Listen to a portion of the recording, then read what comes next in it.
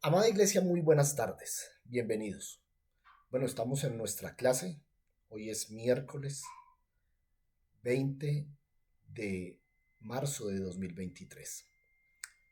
Hemos venido hablando de guerra espiritual y el tema, qué interesante ha sido.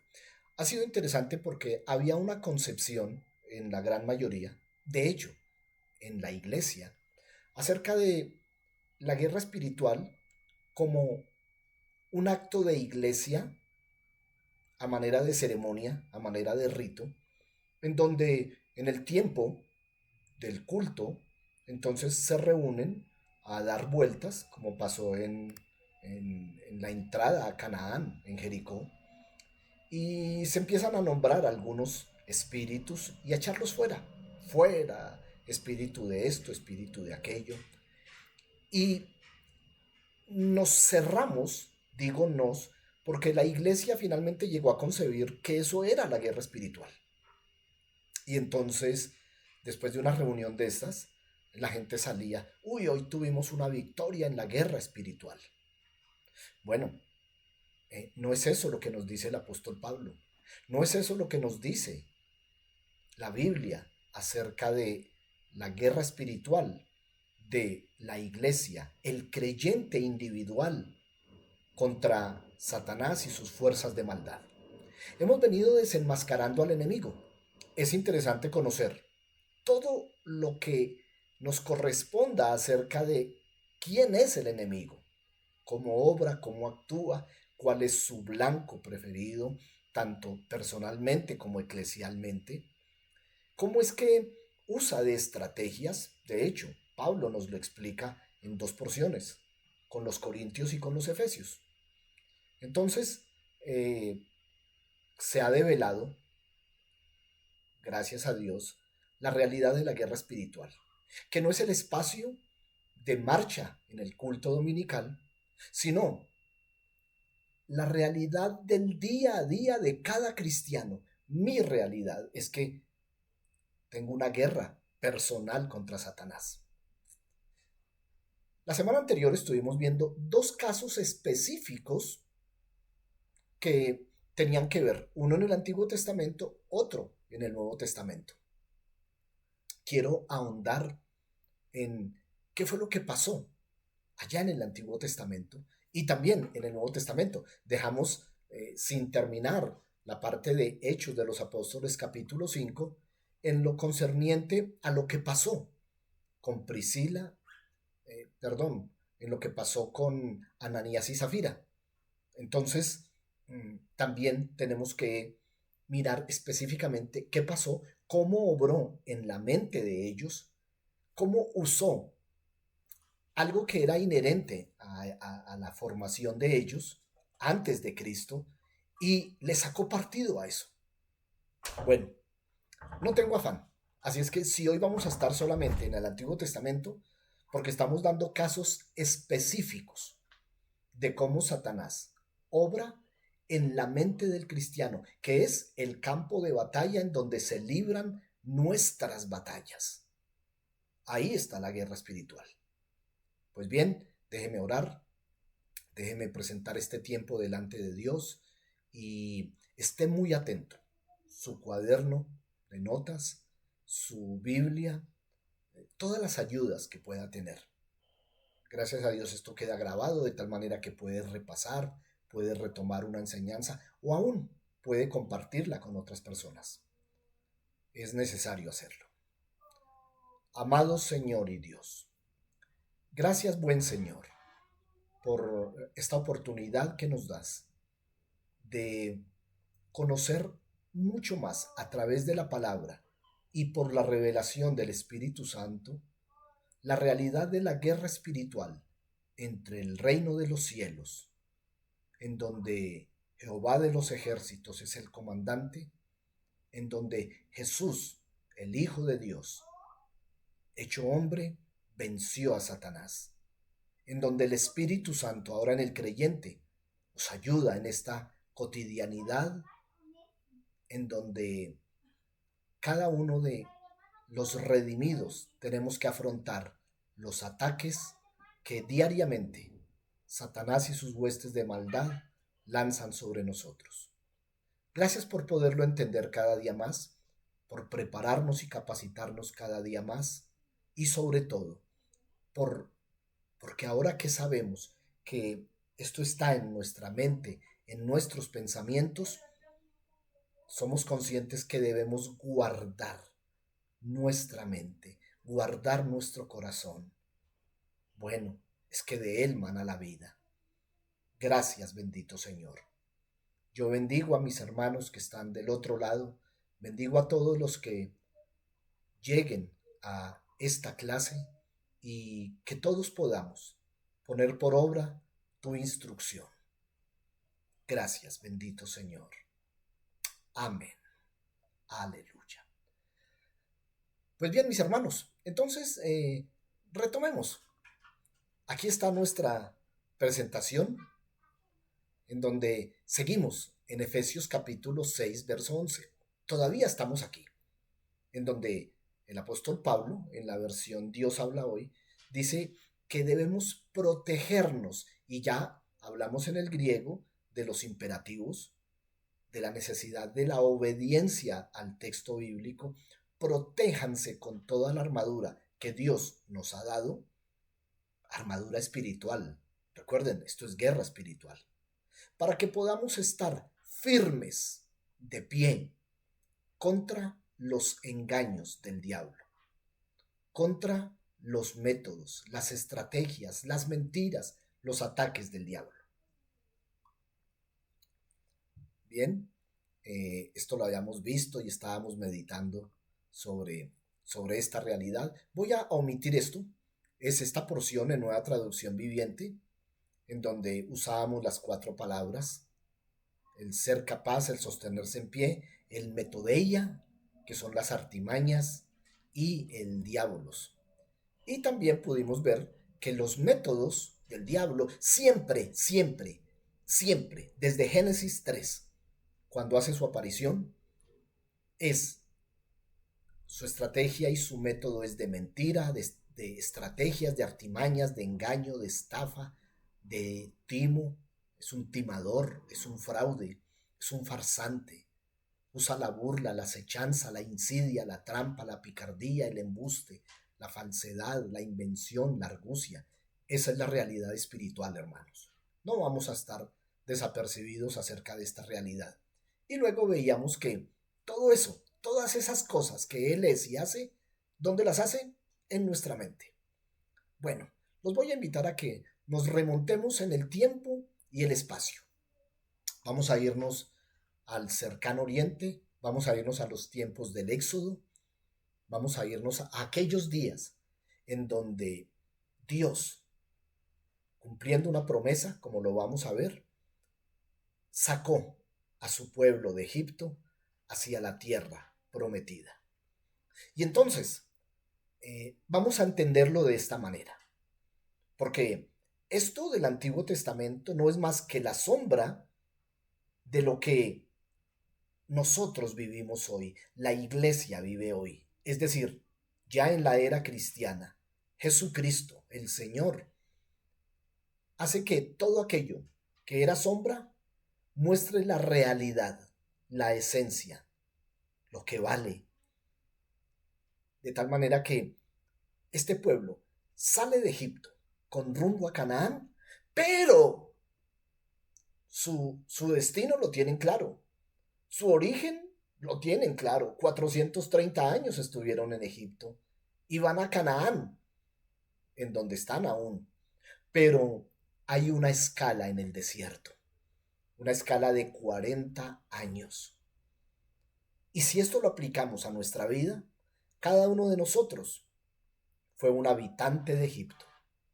Y como habitante de Egipto, pues teníamos que acarrear con la realidad de vivir en un mundo movido por Satanás, dirigido. Él es el príncipe de este mundo. Él es el que ordena y manda en este mundo. Y nosotros éramos súbditos, vasallos suyos, éramos esclavos de este tipo de faraón de Egipto. Pero el Señor nos liberó, nos sacó y estamos caminando a la promesa. Para Israel, Canaán era la promesa dada a Abraham. Para nosotros tenemos una promesa en los cielos, pero estamos en este momento en la escala. Y en la escala de Israel se trataba de un desierto. ¿Y qué era un desierto? Es un lugar inhóspito, es un lugar difícil, es un lugar donde se sobrevive en las situaciones más adversas, es un lugar donde hay muchos enemigos, además en donde las condiciones son difíciles, son complicadas. Es un calor abrasador en el día, es un frío y unas tormentas terribles. Son lugares en donde nadie quisiera vivir. Pues bien, allí estuvo este pueblo. Entonces, pensemos en que cuando Dios saca a su pueblo de Egipto, no solamente quiere que geográficamente ya no vivan allí, no es solo que sus pies no estén pisando el territorio de Egipto, se trata de desarraigar de ellos las costumbres, los patrones, la cultura, la religión. Es decir, la salida de Egipto implicaba dejar allá, al otro lado del Mar Rojo, dejar toda su manera de pensar. Qué cosa difícil, ¿no? Y mi hermano, usted y yo, bueno, voy a hablar de mí, porque cuando yo salgo de mi Egipto, cuando yo salgo del mundo de perdición, en donde era esclavo, en donde era oprimido, ya tenía patrones establecidos en mi mente, que eran fortalezas, no solamente eran ideas o pensamientos, eran fortalezas. Y esas fortalezas determinaban mis actos. Y cuando Jesús, mi libertador, me saca de allí, empieza a transformar mi manera de pensar. La obra del Espíritu Santo en el creyente implica, como dice Efesios 1:6, perdón, Filipenses 1:6, el que comienza en nosotros esa obra, la perfecciona, la termina perfecta cuando estemos del otro lado de la promesa. Entonces, vamos a ver, a través de lo que pasó con Israel en los tiempos del desierto, qué fue lo que pasó en sus mentes. ¿Cuál era el propósito de Dios? Entonces, aquí lo tenemos. Propósito de Dios. Cumplir la promesa que le había hecho a Abraham, a Isaac y a Jacob, a los patriarcas. Recuerden que Jacob es el primero que llega a Egipto. Y les voy a referir Génesis 15:13. Entonces Jehová dijo a Abraham, ten por cierto, que tu descendencia morará en tierra ajena y será esclava allí, y será oprimida 400 años. Entonces, que Israel esté cautivo, fugitivo, bueno, esclavizado en Egipto, Dios lo sabía. Esto no cogió cortico a Dios. Ya se lo había dicho muchos años antes a Abraham. Bueno, y allí mismo en el 18 dice, en aquel día Dios hizo un pacto con Abraham y le dijo, a tu descendencia daré esta tierra. Recuerden que estaban en Canaán. Él venía de Harán, llegó a Canaán, recuerden específicamente, él llega un poco al sur de Jerusalén y le dice, a tu descendencia dará esta tierra. Desde el sur, Egipto, hasta el norte, el Éufrates. Es decir, desde lo que geográficamente hoy es Egipto hasta Irán, que es en donde finalmente, cuando examinamos en el mapa del reino del rey David y de Salomón, esas eran las tierras como el cumplimiento de la promesa de Abraham. Entonces, el primer propósito al sacar a Israel de Egipto era cumplir la promesa que le había hecho a los patriarcas. Bueno, nosotros también tenemos esa promesa, ¿no? Cuando yo soy hecho libre de mi propio Egipto, el Señor ya tiene lista la promesa allá adelante y es en la que caminamos hoy. El segundo propósito, liberarlos de la opresión, de la esclavitud, hacerlos libres. Y ahorita vamos a ver una secuencia absolutamente ordenada, porque Dios es un Dios de orden. Y entonces, les hace libres para que puedan tomar sus propias personales decisiones. ¿Por qué? Porque un esclavo no puede decidir.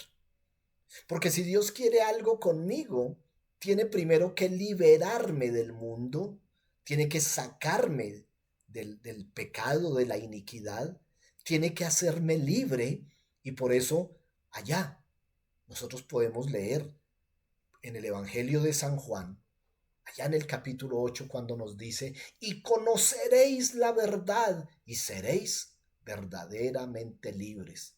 Y entonces, una persona libre ahora sí puede decidir. ¿Pero qué es lo que va a decidir? Bueno, sigamos en la secuencia. El primer paso que se ejecuta para salir de Egipto es la Pascua. Y me remito a Éxodo capítulo 12. Lo hemos leído y lo hemos estudiado y lo hemos escuchado en sermones, en donde en Éxodo 12 Dios da la orden que sacrifiquen un cordero. Y la sangre de ese cordero va a ser la señal para la libertad, la señal para milagros. Y entonces, hoy el apóstol Pablo nos dice, le dice a la iglesia de Corinto, extensible a nosotros, que Jesús es nuestra Pascua. Él es el Cordero Santo cuya sangre nos libertó, nos limpió, nos perdonó pecados. En aquel tiempo salvó sus vidas. Y entonces, el primer paso para salir es la Pascua. Es decir, ¿quién dio el primer paso? Lo dio Dios. Hermano, hermana, para que usted hoy sea una hija de Dios, quiero que sepa, fue Dios el primero que dio el paso. Lo dio hace 2000 años, enviando a su Hijo a morir para redimir la humanidad y hacernos hijos de Dios. Pero de allí en adelante siguen pasos de nosotros de obediencia. Si los israelitas no siguen escrupulosamente, y lo digo en el buen sentido de la palabra, todas las condiciones del día de la Pascua, seguramente muchos primogénitos habrían muerto. El propósito era, ese día sería el último día en donde pasarán la noche en Egipto. La siguiente noche estarán fuera eternamente, no volverán. Es el propósito de Dios sacarlos de Egipto. Y entonces, escuchen lo que dice Éxodo del capítulo 12 del 10 al 11. Después de haber sacrificado al cordero, de haber tomado una parte, recuerden que de acuerdo al número de habitantes que hubiera en la casa deberían dar las porciones, y entonces dice, esta es una obra que debe terminarse. Ninguna cosa dejarán de este cordero hasta mañana. Y si queda algo, deben quemarlo al fuego. No traigan recuerdos de allá. Quemen todo lo que se quedó atrás. Y lo comerán de esta manera. Su actitud será esta. Ceñidos vuestros lomos. Voy a decirlo en términos muy colombianos. Bien puestos los pantalones. Vuestro calzado en vuestros pies. Y les voy a hacer una analogía, porque quizás no lo puedan entender. Cuando uno está en el ejército, en el monte, uno duerme con botas. Apenas si acaso afloja un poco los cordones, pero no se puede quitar las botas, porque ese es el símbolo de estar percibido, preparado y dispuesto para que en cualquier momento, cuando haya una orden o un estado de riesgo o peligro, uno inmediatamente se levante y salga. Y aquí le está diciendo, miren, póngase bien los pantalones, no se quite los zapatos, pongan a mano el bastón, que era algo culturalmente de aquel tiempo, y coman rápidamente, apresuradamente el cordero, la porción del cordero. Es la Pascua del Señor. Recuerdan que la palabra Pascua en el hebreo es el Pesaj. Literalmente su traducción es pasar derecho, pasar por encima. Recuerden que si el ángel que iba a matar a los primogénitos no veía la sangre, si no habían consumido ya el cordero, él ejecutaba a los primogénitos de cada casa. Pero la Pascua, que significa pasar de largo, quiere decir que si ellos habían comido, habían quemado lo que quedaba, tenían puesto los pantalones y los zapatos, estaban preparados y ya lo habían comido, entonces pasaría el ángel derecho. Este es el primer paso para ser libres de la esclavitud. Y es el mismo primer paso. Jesús es nuestra Pascua. Y la orden es, por favor, salgan rápido de este mundo. Es el momento de dejar el mundo. Queme lo que todavía tiene de ese mundo. No vaya a traer nada. Y estamos hablando espiritualmente, ¿no? Por favor, que no queden vestigios. Ahora que va a pasar a una nueva vida, que no queden recuerdos, añoranzas, vestigios de esa vida pasada. Porque antes éramos esclavos. Hoy somos libres. Estamos hablando de guerra espiritual y de la mente como el campo de batalla espiritual. Aquí tengo que hacer un énfasis en algo. Nada más ni nada menos que el punto medio de la Pascua está entre la mentalidad de Egipto, la mentalidad de esclavitud, a la mentalidad de un hombre libre, la mentalidad de alguien que ahora puede decidir, la mentalidad de alguien que ya no tiene ataduras ni lazos. Por eso cuando en Juan 8:33 dice, y seréis verdaderamente libres, quiere decir que hay una libertad que no es completa. Ese verdaderamente libres implicaba esto, dejarlo todo atrás y comenzar el nuevo camino.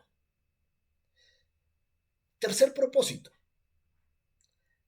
Dios, al sacar a su pueblo de Egipto, le está dando a conocer su carácter, su corazón, su voluntad, su mente, como quien dice, este soy yo. Este en realidad soy yo. Yo recuerdo estando en la Universidad Nacional, en los primeros días de cada semestre, llegaban los maestros y se presentaban. Yo voy a ser su maestro de cálculo, de química analítica, de estequiometría, bueno, la materia que...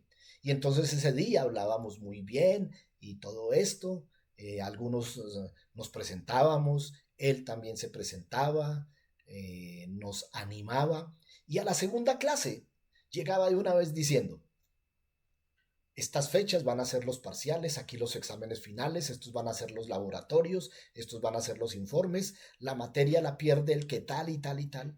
Y entonces nosotros decíamos, al que conocimos ayer era uno. Ahora sí sabemos quién es el profesor. Ahora ya sabemos lo que él quiere, lo que él espera de nosotros. Eso le pasó a este pueblo.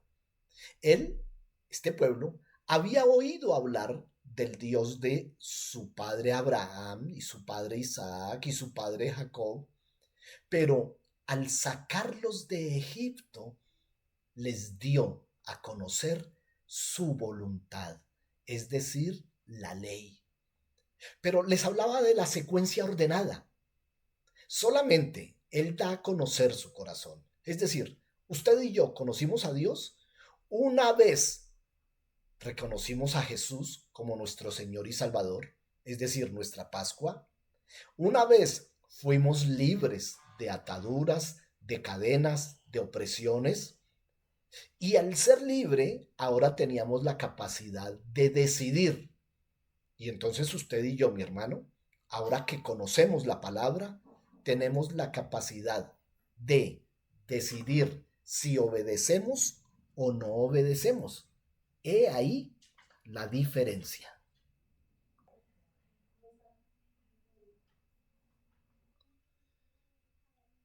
Bueno, ¿de qué manera les da a conocer su voluntad? A través del Levítico 26, y, y vamos a ser muy específicos en esto, porque tiene mucho que ver con la realidad que vive la iglesia hoy, acerca de lo que pasa con la mente. Dios entonces le dice a este pueblo, bueno, no hagan ídolos. ¿Por qué les está diciendo esto? Porque sabe que vienen de Egipto y sin duda ellos van a seguir con la idolatría. Eso estaba en su mente, eso está en su corazón. No hagan esculturas, por favor. Es más, recuerden que en el momento de cuando Moisés sube al Sinaí, eh, ellos inmediatamente le dicen a Aarón, haznos un ídolo, necesitamos adorar a algo que veamos porque esa es nuestra naturaleza egipcia. No levanten estatuas, no pongan en tierra piedra pintada para inclinarse a ella, es decir, altares de idolatría, porque yo soy Jehová vuestro Dios. A mí me llama mucho la atención que eso se los dice cuando ya están fuera de Egipto. Es decir, nunca Dios le dirá esto a un mundano, nunca se lo dirá a un gentil. Esto se lo dice a los suyos, esto se lo dice a aquellos que libertó, a aquellos por quien su Hijo dio la vida, es a ellos. Por eso usted y yo recibimos la instrucción de Dios, la palabra de Dios, porque ya este pueblo ya tenía la capacidad de escuchar esto, confrontarlo y si yo por naturaleza soy idólatra, porque lo hacía mi papá, mi abuelo, mi bisabuelo, mi vecino, mi amigo, ahora mi mente tiene que meditar acerca de, ¿cómo así? O sea que ya esta área en mi vida ya no puede funcionar así. Y entonces ya se están viendo confrontados con que tienen que cambiar su manera de pensar, su manera de actuar. Ya, ahora, la diferencia es que antes ellos eran idólatras por obligación. Ninguno de ellos podía decir, no, yo no me le voy a arrodillar a un ídolo. Recuerden, eran esclavos.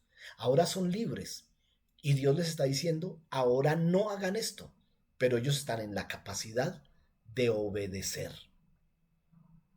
Ellos pueden perfectamente decidir no volver a la idolatría. Guarden mis días de reposo. Recuerden que esto hace parte de la ley. Es decir, los días que eran específicamente para adoración. Y tengan reverencia por mi santuario, o sea, el tabernáculo en aquellos tiempos. Yo, Jehová.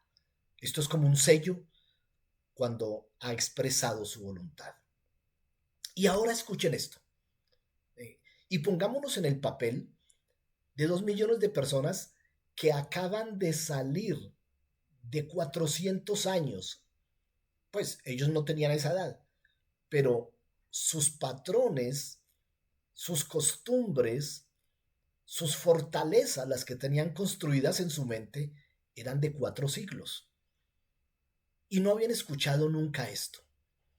Y ahora están escuchando de parte de Moisés, quien expresa el corazón de Dios, diciéndoles, Si anduviereis en mis decretos y guardan mis mandamientos y los ponen por obra, es decir, una obediencia práctica. No es solo decir, sí, sí, lo voy a hacer, o sí, no voy a volver a hacer ídolos, o sí, nunca más me arrodillaré delante de un ídolo. No, no, no. Era que sus actos fueran consecuentes con las nuevas decisiones. De ese tamaño era. Entonces, si ustedes hacen esto, si ustedes obedecen ahora que pueden decidir, yo daré vuestra lluvia en su tiempo. Era lo más valioso. Eso implicaba que iban a tener tierra fértil, que siempre iban a tener cosechas, que no iban a pasar hambre. Y recuerden, ellos pasaron mucha hambre en Egipto. Y la tierra rendirá sus productos. El árbol del campo dará su fruto. Vuestra trilla alcanzará a la vendimia y la vendimia a la sementera. Está hablando el proceso de lo que se hace con las cosechas. El recoger la cosecha, el trillarla, el almacenarla. Dios les está garantizando. Siempre podrán comer el pan hasta saciarse. Además, van a habitar seguros en la tierra que, en la que van a habitar, porque es una tierra de ustedes. Ellos no tenían tierra. Y ahora Dios les está diciendo, a través de la obediencia, que se alojará en su mente, las decisiones que tomen, que salen de sus pensamientos, de sus mentes, les van a garantizar fertilidad, comida, seguridad y ahora por fin iban a ser dueños, propietarios de la tierra. Además, les añade, y yo les daré paz en la tierra, y van a dormir tranquilos sin que nadie los espante, y haré quitar de vuestra tierra malas bestias. Recuerden que si han leído ustedes el libro de Israel en tiempos del Antiguo Testamento y aún del Nuevo Testamento, había osos, había leones, había tigres, y obviamente era una inquietud constante, no solo porque se comían el ganado, las ovejas, sino también porque quizá muchos murieron bajo las garras de estos animales. Y Dios les dice, miren, no habrá ni personas ni animales que les quiten la paz. Y nadie vendrá a hacer guerra con ustedes. Perseguiréis a vuestros enemigos y ellos caerán a espada delante de vosotros. Es decir, cuando los ataquen, cuando estén en batalla, ustedes siempre ganarán. Y Dios les dice, y pondré mi morada en medio de vosotros. Mire, lo más valioso. Yo estaré viviendo. No estaré de paso. No vendré a visitarlos. No, yo voy a vivir en medio de ustedes. Por eso me impacta cuando Pablo escribe a los Corintios en la primera carta en el 3:16, cuando les dice, ¿o no sabéis que vosotros sois morada de Dios? Es decir, nosotros, usted y yo, hermano, hermana, nosotros somos la morada en donde Dios está habitando. Y mi alma no os abominará, es decir, no os aborrecerá. Y andaré entre vosotros y seré vuestro Dios y vosotros mi pueblo. Mire, esto se lo dice a Israel. A nosotros nos dice, y ustedes son mis hijos, tiempo presente. Para ellos era un futuro. Yo, Jehová vuestro Dios, os saqué de la tierra de Egipto, para que no fueseis más esclavos, siervos. Les rompí las ataduras del yugo, las cadenas, las correas, y os he hecho andar firmes, con el rostro erguido, con la frente levantada. Esto es lo que le dice Dios a este pueblo. Y eso implica un cambio en la manera de pensar para decidir obedecer y alcanzar todas estas bendiciones. Si ustedes leen en Levítico 26 del 14 en adelante, entonces van a leer lo que pasaría si ellos no obedecen.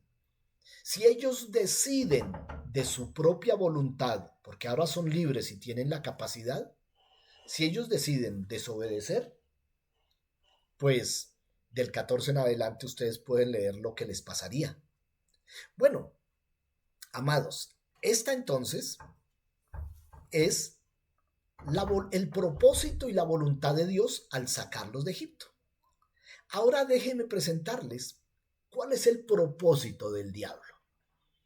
El propósito en esta misma porción, es decir, el propósito del diablo contra Israel, porque ya no van a seguir siendo esclavos de él, no van a seguir levantando imágenes, culto y adoración a él, porque ya no los va a oprimir. Ahora él traza un plan para que esa bendición prometida no se haga posible. Y como para obtener esa bendición dependían de su mente, de sus decisiones, de sus pensamientos, ahora Satanás empieza a obrar en la misma mente, en el mismo lugar, pero ya han salido de Egipto, ya pasó la Pascua, ya son libres. Por eso esto tiene tanto que ver con nosotros, porque ahorita están haciendo escala. Recuerden, el origen fue Egipto, el destino es la tierra prometida, pero están en una escala de vulnerabilidad. Están en el desierto y el desierto siempre será un sitio de vulneración, de peligro, de riesgo, el que usted y yo vivimos, hermano. Mi hermana, usted se levanta mañana, hace una oración, porque es inherente a nosotros. Lo primero que hacemos es dirigirnos a nuestro Dios. Yo levanto mis manos, me despierto y me levanto mis manos al cielo. Señor, gracias por un día más. Padre, hoy quiero glorificarte, hoy quiero engrandecer tu nombre a través de mi vida. Y créanme, lo digo de todo corazón y mi espíritu se deleita, pero los ataques empiezan rapidito. Y en muchas de esas caemos, desobedecemos. Y no era nuestro propósito. Nuestro propósito era caminar en rectitud. Pero es que estamos en zona vulnerable y nos encontramos al vecino, al jefe que está de mal genio y nos regaña de entrada y llegamos tarde porque nos cogió un trancón y empezamos a arder de ira. ¿Y dónde pasa todo eso? En nuestra mente.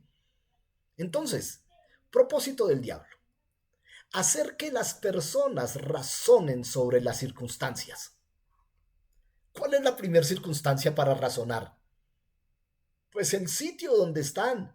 Están en un desierto, hermano. No hay comida. No hay agua.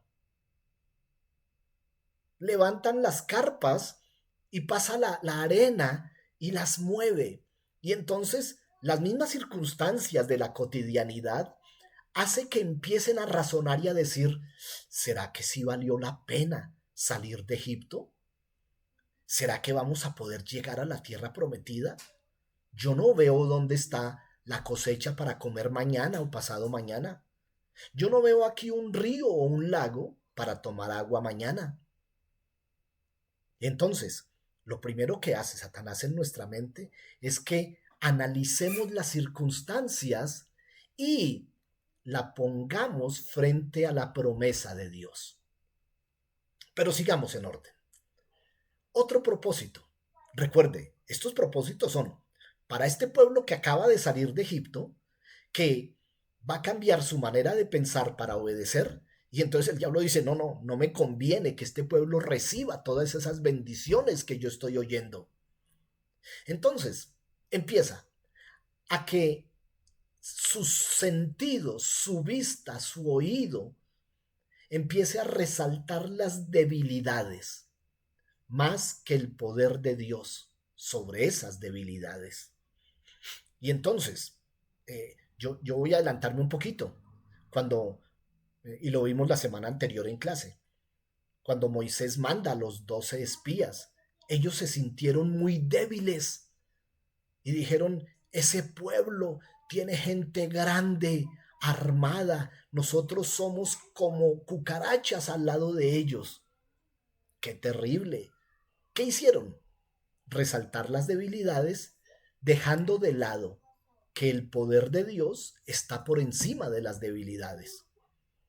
Por eso, si usted va a la palabra en el Nuevo Testamento, nosotros vemos que Pablo nos dijo que confesemos nuestras debilidades y el Señor se fortalece. Como Él vive en nosotros, nos fortalece en la debilidad. Y entonces nos dice, ahora diga el débil, fuerte soy. Ah. Otro propósito, poner duda. Miren, amados, la especialidad de Dios. La especialidad de Dios es darnos la palabra. Esto va a pasar. La especialidad de Dios en el Edén, en el jardín del deleite. Yo, Dios, digo esto. Y entonces, sobre lo que Dios dice, inmediatamente viene la palabra de Satanás, contraria a la de Dios. Y así como le dijo a Eva, con que Dios dijo que no coman de ese árbol, con que Dios dijo que los va a llevar por este desierto hasta la tierra prometida, con que Dios dijo que no les va a faltar nada, ¿dónde está la comida? ¿Dónde está el agua? Poner duda. ¿Y dónde es la duda? En mi mente, mis pensamientos. Y la duda tiene algo. Cuando alguien duda, lo primero que hace es buscar a alguien para hacerlo poner de acuerdo. Y entonces ya son dos. Y esos dos impactan a otros. Y termina todo el pueblo dudando de lo que Dios dijo. Miren, es específicamente de lo que Dios dijo. Esa fue la caída de Adán y Eva. El propósito fundamental, que después de todo este proceso, razonar sobre las circunstancias, exaltar su propia debilidad, poner en tela de juicio lo que Dios dice, lo que hace es que toman decisiones.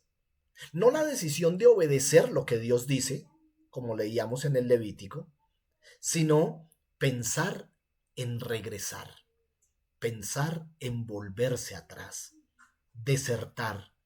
Sí, Dios no nos mintió.